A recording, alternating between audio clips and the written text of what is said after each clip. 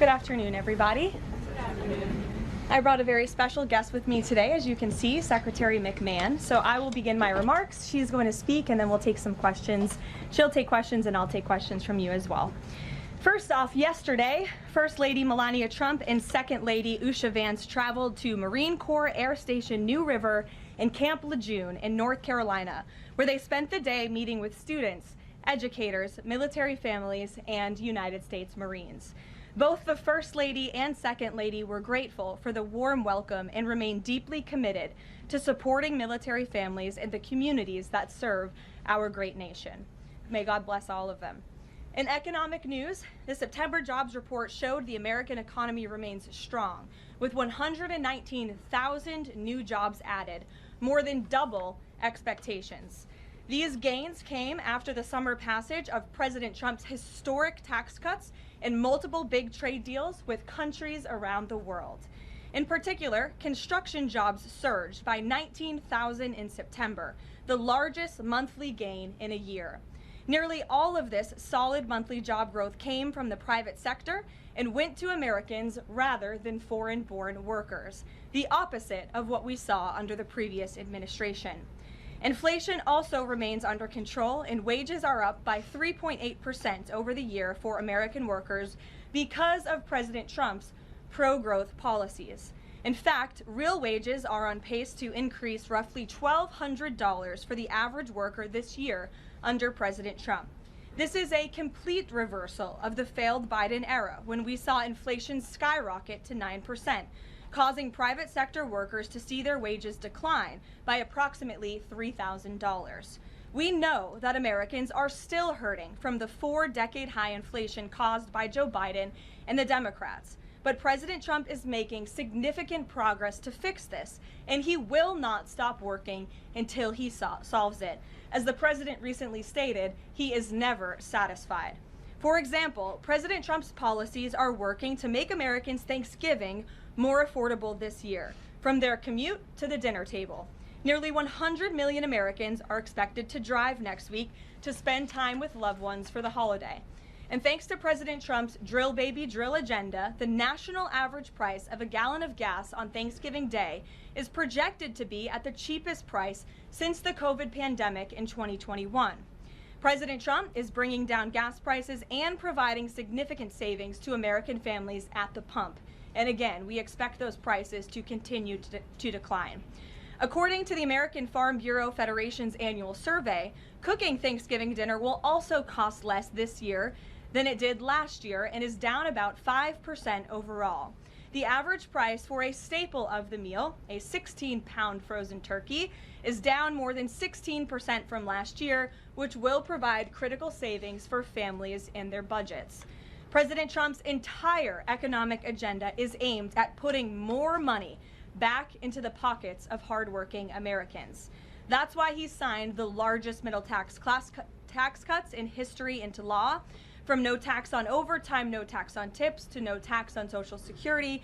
And according to a new study from Piper Sandler, which is out this week, tax filers can expect an extra $1,000 bump to their tax refund next year, and what could be a record-breaking tax refund season. So there is more good news to come. We know these refunds will make a huge difference for Americans to help pay down their bills and use towards life's expenses.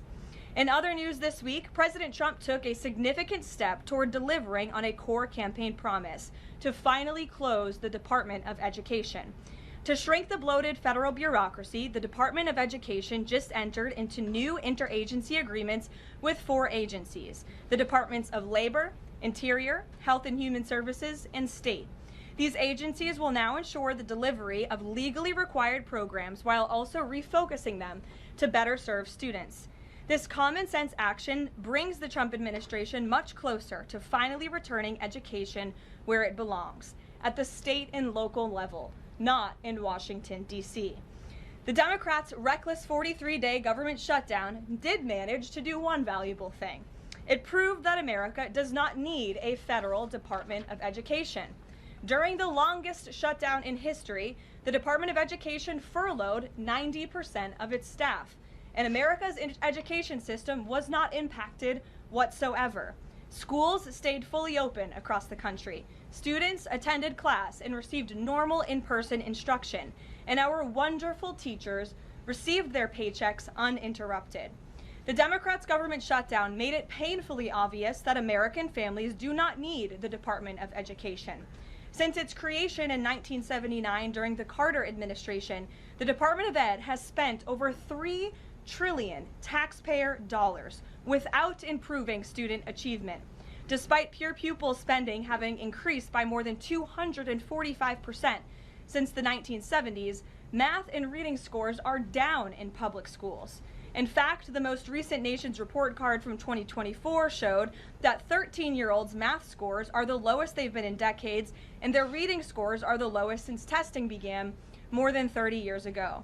It's clear that throwing more money at a broken system does not work, and that's why President Trump appointed the amazing leader behind me, our Secretary of Education, Linda McMahon, who is making these monumental changes at the direction of the president. We're very grateful to have you here today to talk about these changes and then take some questions. Hopefully folks in this room will have some questions on the very important topic of education. So please, Mrs. Secretary. Thank you. Thank you very much, Caroline. It's really a pleasure to be here with you today, and thank all of you for being here as well. My purpose here is to speak directly to the American families, not just you, but to the American families, about the work this administration is doing in education to reverse our national decline with a hard reset of our educational system. That reset was a top campaign promise from President Trump to send education back to the states and end Washington's micromanagement of education once and for all. This week we took the most decisive steps thus far to make good on this promise to you. We have linked 6 groundbreaking partnerships with other federal agencies to delegate education department programs that are redundant with existing programs at Labor, State, Interior, and HHS. These interagency agreements to cut our own bureaucratic bloat are a key step in our efforts to shift educational authority from Washington, D.C. to your state education agency, your local superintendent, your local school board, entities that are accountable to you, and we encourage parents to always be involved. Cutting federal bureaucracy is never a popular move among D.C. insiders. A chorus of anti-Trump voices have come out of the woodwork to complain that we are defunding education, harming students, or acting without a plan. This could not be further from the truth. The majority of Americans across the country handed President Trump the popular vote precisely because they have seen the brokenness of a top-down education system run by the federal government. They're painfully aware that only 3 out of 10 students can read proficiently at their grade level. They know that college students are collectively $1.7 trillion in debt, and less than half of college graduates get a job that actually uses the degree which they studied so hard to get. They see more teachers than ever before leaving the profession due to burnout, over-regulation, and lack of autonomy in the classroom. Anti-Trump voices are stirring up fear that returning education to the states is a draconian action. When Americans hear that we are shutting down the department, but given no other details, 51% oppose it.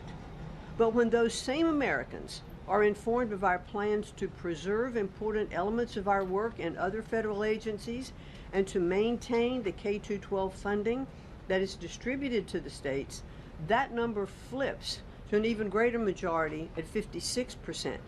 And they support returning education to the states and breaking up the bureaucracy. That's because the Department of Education is a pass-through entity. It doesn't educate a single student. The money it sends to states for education can be sent directly without waste. The Democrats' government shutdown proved that without a doubt, and I'll reiterate what you said, that the Department of Education was not necessary during the shutdown. Now, this is what I've seen already on my 50-state tour that I've embarked on. Educators are innovating in their schools. States are customizing their budgets and standards, and post-secondary institutions are planning for the economy of the future. But we're not leading them. They are informing us. That's why our final mission as a department is to fully empower states to carry the torch of our educational renaissance. Education is local. It should be overseen locally by those who best know local needs. We're not ending federal support for education. We are ending federal micromanagement and paving the way for education renewal through state reforms like school choice, the science of reading, and restoring the right priorities in higher education. President Trump promised to send education back to the states, and we're keeping that promise. America's next generation will look back on the work we've carried out, thankful for an education system that prioritizes students over bureaucracy. Thank you. Well, thank you very much, Madam Secretary, and we'll take some questions for the Secretary if you have them. Elizabeth, why don't you start? Thank you for joining us. You announced the partnership to move some functions of the Education Department to other agencies. Are you talking to members of Congress about codifying this so that it lasts beyond the administration? Yes, we started our conversation, and thanks very much for asking that, because there have been some reports that Congress is in the dark on this. That's clearly not true. We've been talking to, I've talked to dozens of members of Congress to explain to them exactly what we're doing, to bring them up to speed, and to say to them, look, when we have completed some of these transfers that are working incredibly well, then we will be looking to Congress to codify those, make them permanent. Brian. Thank you. Secretary McMahon, what is the update on the negotiations with Harvard? I know the President has publicly pointed to you as somebody who's worked on that. I think you've talked about that at length, but I'd like to understand, where are things with those negotiations with Harvard this time? They're ongoing negotiations, and I feel very comfortable that we are getting close to having those negotiations finalized.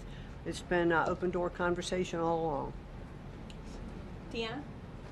Hello, Mrs. Secretary. The President recently posted about establishing a federal standard for AI. Do you know if the administration has a view on the use of AI for students in schools? And Caroline, do you know if the President personally uses AI? I don't think so. You can handle that I've never one. witnessed it, so I can't attest to that. Well, I do think AI is going to need guardrails, but I have witnessed AI firsthand. I was at the Alpha School in Austin, Texas, and the first 2 hours of every day in that school, students are learning through AI. They have their headsets on, they're in front of their screens, and the AI is really acting as like an individual tutor for those students, allowing those students that can progress faster to do that. Those who need a little catch up, it refeeds information to them. And so after those 2 hours of learning, the basics of what they're doing in their curriculum that day, then they spend the rest of the day, I mean, they have good recess and all of that time, but then they spend the rest of the day in what are called life skills, and they're actually using the information that they've learned this morning. So I've seen some AI in action that is really proving quite beneficial. Michael. Thank you, Caroline. Secretary McMahon, as the Education Department continues to pare down, can you talk about taxpayer services like charter school grants and how the department will continue to assist kids with special needs? Well, we are going to make sure that there's no interruption in getting that grant money out the door. I mean, that money is, it comes from Congress, it's appropriated by Congress, and we legally are obligated to do that. And the transitions we're starting to make, our first programs that went over to the Department of Labor, that was a few weeks ago. We actually signed the first interagency agreement, which we accomplished under the authority of the Economy Act. We transferred grants for WIOA and for the Perkins Act. And the really good news is that the Department of Labor has a much more sophisticated system, technology system and grant fulfilling system than the Department of Education does. As a matter of fact, our executive manager that went over with that group over to Labor said he would compare what the labor system is to education's like held together by bubble gum that is not connected to any other part. So we were able to get those grants out the door more smoothly, and states have actually better access for those systems than they do at the Department of Education. So that's a real bonus. Take a couple more. Carrie, go ahead. As far as the diversity, equity, and inclusion new regulations that came out from the administrations, a lot of schools, whether high school or even higher education is concerned, some of them are defying these new administration policies, even apparently according to a new report. I'm sorry, I can't hear you. As far as there's been a new report from the administration saying that half of medical schools are defying the administration when it comes to DEI policies. What type of action will the administration take for these schools that are defying the new DEI policies? Well, certainly the president has been very clear, and the Department of Education has taken measures to make sure that as schools are developing, their policies, or if they have open DEI offices, they're closed, or DEI regulations and rules are stripped, from their programs, and so that will continue. Great. We'll take one more. Go ahead. Thank you, Caroline. Secretary McMahon, my question is, since you said 3 out of 10 students are literate with regard to their reading capacity, would now the states help to improve those numbers since you have gone back to the states? Well, what we are finding that the states that are making great progress, it's through their own innovation. It's not coming from the Department of Education. I think the Department of Education is really misunderstood about what our function is. We don't teach one student. We have nothing to do with the curriculum that are in any states. We are a pass-through pathway from money that's appropriated by Congress to get to the states. But what we have seen in those states that have taken that initiative and they are embracing the science of reading and returning that into their school programs. Louisiana has done it. Mississippi, they call it the Mississippi Miracle, because they were like, I think, bottom or next to last in reading proficiency in Mississippi, and now they're like middle of the pack, which has been a really big jump. Florida has, Iowa has, Tennessee. So, but these are innovations that are done at the state level. This is not anything we're dictating, and that's why I'm saying returning education to the states where they really are already leading in their education endeavors, and 90% of their budget they provide. The federal government only provides 8 to 10% of the budget for education, so let's make sure that that grant money that's coming from the federal government is getting in their hands as efficiently as possible and getting to students. We don't want teachers having to spend their time and money in regulatory compliance. There was one superintendent chief who said to me that they had done some calculation in their state, and that for every dollar that went into the classroom in a grant, 47 cents was spent in regulatory compliance.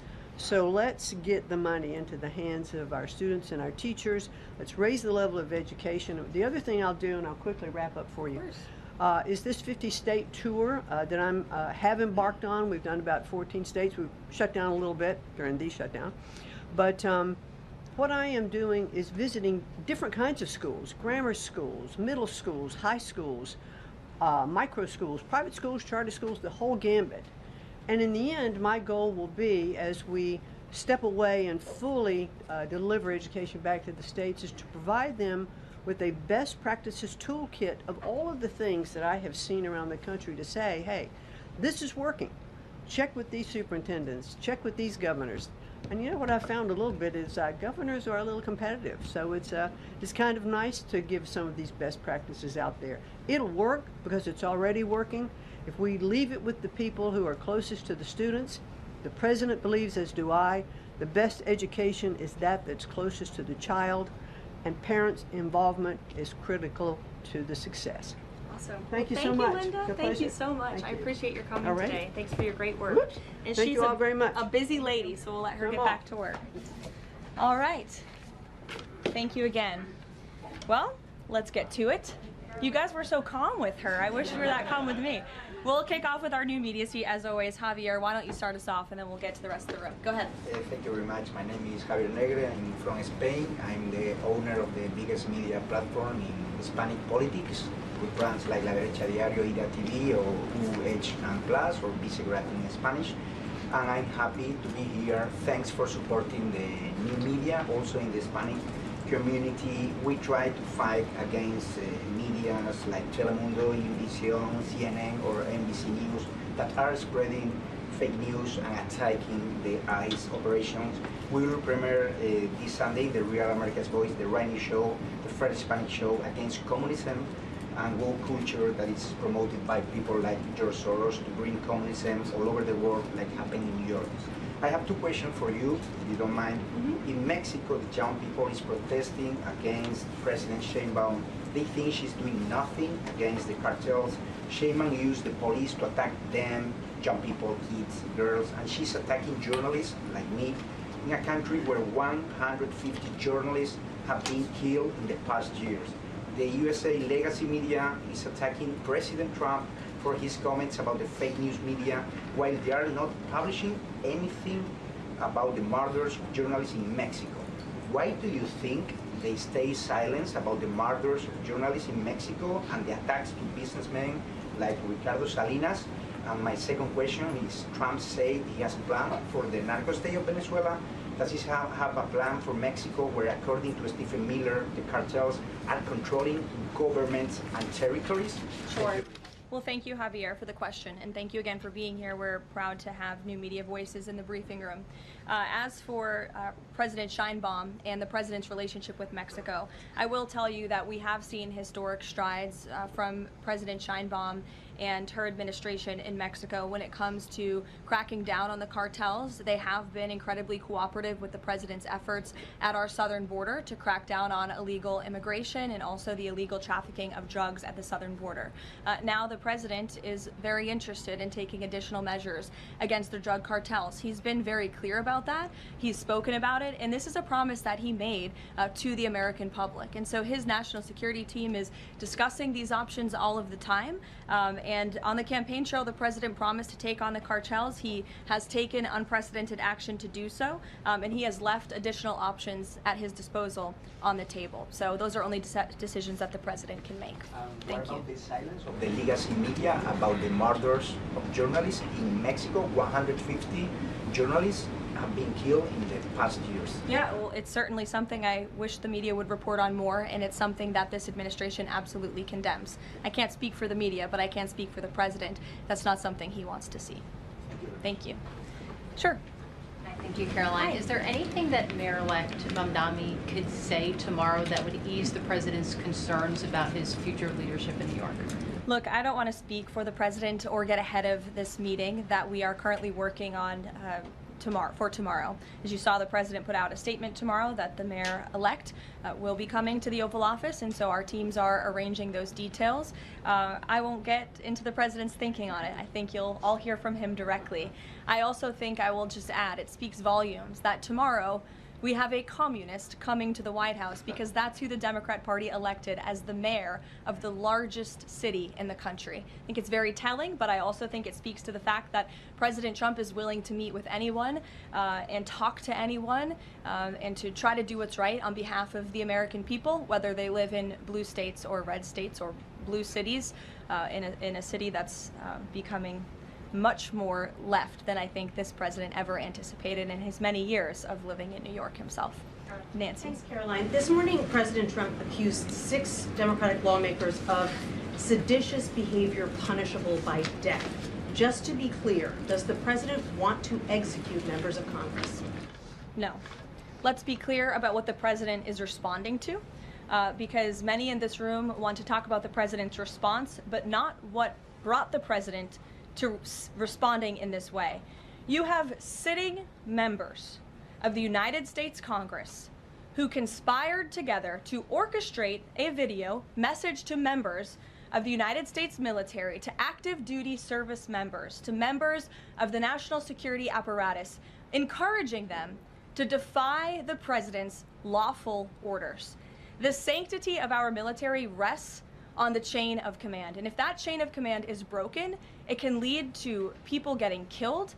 It can lead to chaos. And that's what these members of Congress who swore an oath to abide by the Constitution are essentially encouraging. We have 1.3 active duty service members in this country. And if they hear this radical message from sitting members of Congress, that could inspire chaos, and it could incite violence, and it certainly could disrupt the chain of command. These 3 members of Congress, I will also add, knew exactly what they were doing. You look at Alyssa Slotkin. She's a former member of the CIA. Mark Kelly was a captain in the U.S. Navy. Maggie Goodlander was a naval officer, and notably, she is also the wife of Joe Biden's national security former advisor, Jake Sullivan.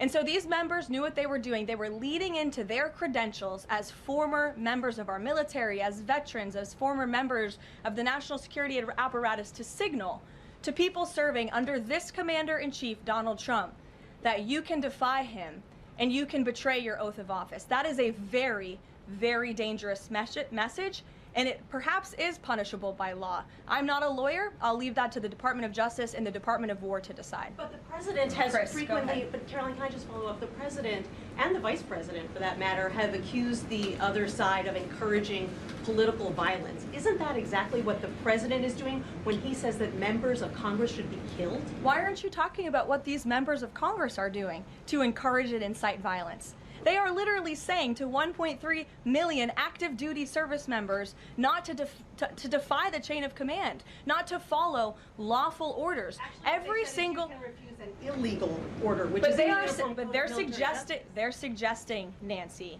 that the president has given illegal orders, which he has not.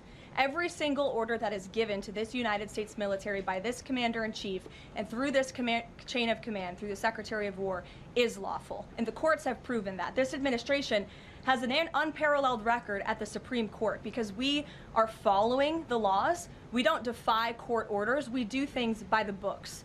And to suggest and encourage that active duty service members defy the chain of command is a very dangerous thing for sitting members of Congress to do. And they should be held accountable, and that's what the president wants to see. Phil. Thank you. Ambassador Mike Huckabee had a meeting with Jonathan Pollard, a former U.S. citizen who was convicted and spent 3 decades in jail for selling state secrets to Israel. Did the White House know that that meeting was going to happen? Does the administration condone it? The White House was not aware of that meeting, but the president stands by our ambassador, Mike Huckabee, and all that he's doing for the United States and Israel. You said that the president was going to do what was right for U.S. citizens, regardless of whether they lived in blue or red states. I'm curious if there's any chance in tomorrow's meeting with Mayor-elect Mamdani that he will be able to convince the president to abandon that promise to cut off federal funding to New York City. Look, Phil, we'll see how the meeting goes tomorrow, and I'll let the president speak for himself. Natalie. Thank you, Caroline. What did the president mean when he called reporter piggy? Look, the president is very frank and honest with everyone in this room. You've all seen it yourself. You've all experienced it yourselves, and I think it's one of the many reasons that the American people reelected this president, because of his frankness. And he calls out fake news when he sees it. He gets frustrated with reporters when you lie about him, when you spread fake news about him and his administration. But he also is the most transparent president in history, and he gives all of you in this room, as you all know, unprecedented access. You are in the Oval Office almost every day asking the president questions. And so I think the president being frank and open and honest to your faces rather than hiding behind your backs is frankly a lot more respectful than what you saw in the last administration, where you had a president who lied to your face and then didn't speak to you for weeks and hid upstairs and didn't take your questions. So I think everyone in this room should appreciate the frankness and the openness that you get from President Trump on a near daily basis. And Go ahead. As a follow-up, Yes. The Go Washington ahead. Post just Go ahead. reported that the Coast Guard has I'm stopped calling on considering- Bloomberg. Go ahead. Caroline, Thank you. thank you. 2 questions for you. The New York Times is reporting that the administration is now sending a U.S. official to the G20. They're sending Mark Dillard.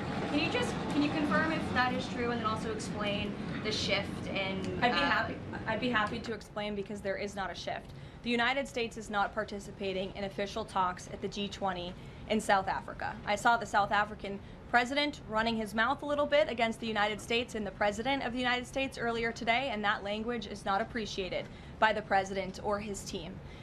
The ambassador or the representative of the embassy in South Africa is simply there to recognize that the United States will be the host of the G20. They are receiving that send-off at the end of the event. They are not there to participate in official talks, despite what the South African president is falsely claiming. On Ukraine, there have been reports that President Zelensky said, he's looking to look at the plan, that there's been reports about the Trump administration proposing a plan. Can you just give an update on where Russia-Ukraine stands, and does the president plan to speak with Zelensky anytime soon, or when can you expect that? So I'm happy to provide an update. I've seen quite a bit of reporting on the latest with Russia, Ukraine, so let me clarify and give you guys the truth on where it currently stands.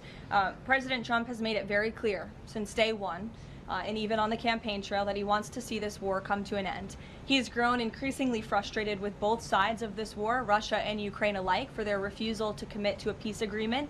But nevertheless, the president and his national security team are steadfast in seeing this war come to an end, to end the killing and deliver on the president's promise. Special Envoy Witkoff, Marco Rubio, have been working on a plan quietly for about the last month.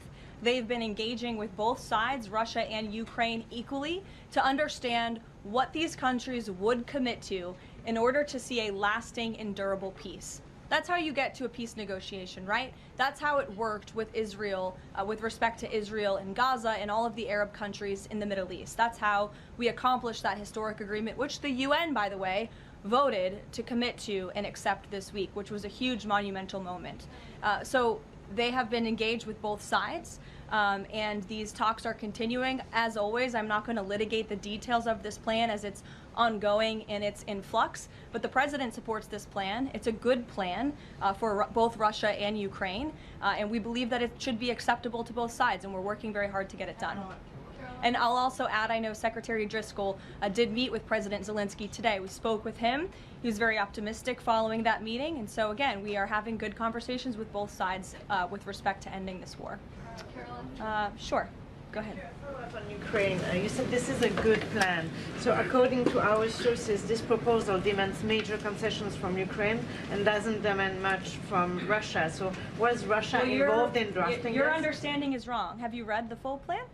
You haven't. Sources said. Yes. So if you can give details, You've read reporting from one side of the war, and so I want you to understand that the administration has talked equally with both sides. You have seen President Trump engage directly with both President Putin and President Zelensky. Likewise, his national security team has as well. In fact, Special Envoy Witkoff and Secretary Rubio met with some of the Ukrainians just in the past week to discuss this very plan. And so just like you saw with respect to Israel and Gaza, we are hearing out both sides of this war to understand what can you commit to end the war. And that's ultimately how we are going to get to an agreeable solution. That's what the president has directed of his team. I know there's a lot of criticism out there and a lot of doubters, but I would just remind you of the historic success that this president and his team accomplished in the Middle East. We believe that is possible with Russia and Ukraine, and we're hoping and working very hard to achieve that. Stephen. Could you provide a little more context on what to expect tomorrow with the Mamdani meeting? Will it be in the Oval Office, or is it going to be open at least partially to the press?